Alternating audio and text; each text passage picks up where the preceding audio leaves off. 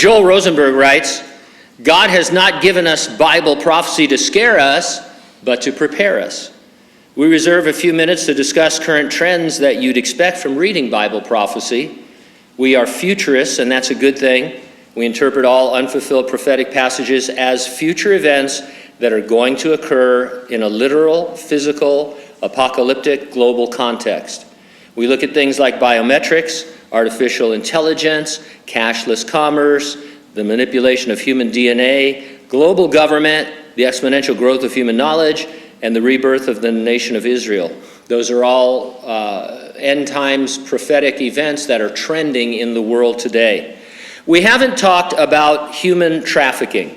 The Department of Homeland Security, DHS, defines it saying it's the use of force, fraud, or coercion to obtain some type of labor or commercial sex act.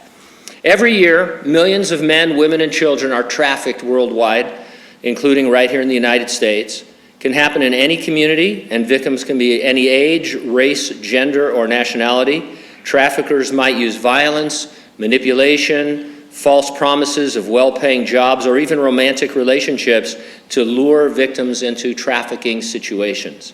According to a September 2017 report from the International Labor Organization and Walk Free Foundation, an estimated 24.9 million victims are trapped in modern-day slavery.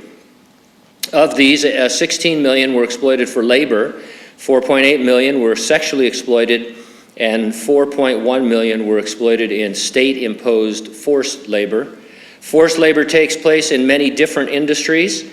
Of the 16 million trafficking victims exploited for labor, 7.5 million work in construction, manufacturing, mining, or hospitality. Almost 4 million forced labor victims are domestic workers, and nearly 2 million are victims who work in agriculture.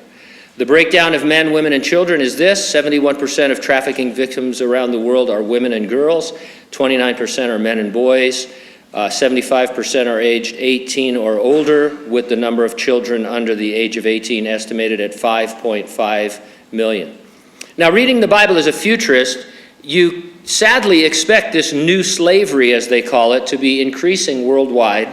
You expect it because in the revelation of Jesus Christ, there's a list of commodities that characterize the economy of the future Great Tribulation.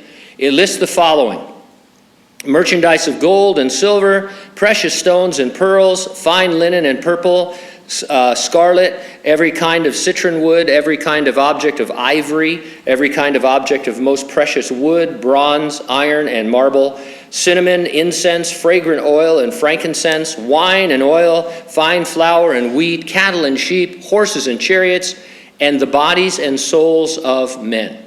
And that for sure is human trafficking. You've heard of preppers, right? They are stocking up, getting ready for a catastrophe. Nothing wrong with it. Probably all of us need to be a little bit better prepared than we are right now. And like Scar said in The Lion King, be prepared. Remember that? I get all my advice from cartoons. The devil is something of a prepper.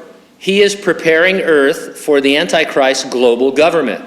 Trafficking the bodies and souls of human beings is one thing he is establishing going into that awful time. This stuff is going to unfold in real history, real future history, and that means that it doesn't mean that when the Great Tribulation starts, everything is just going to suddenly shift. There have to be trends in that direction. And so right now, human trafficking is a big deal. Most people don't think about it, and it just keeps going and going. In the tribulation, it will become more full-blown. And so a lot of the stuff we report on, it's kind of the preparation for getting ready for what's going to happen in the future. And so that's why we say we would expect human trafficking. We believe the resurrection and rapture of the church are imminent events. Jesus could come right now and resurrect the dead in Christ and change us into our glorified bodies. Are you ready for the rapture? If not, get ready, stay ready, keep looking up. Ready or not, Jesus is coming.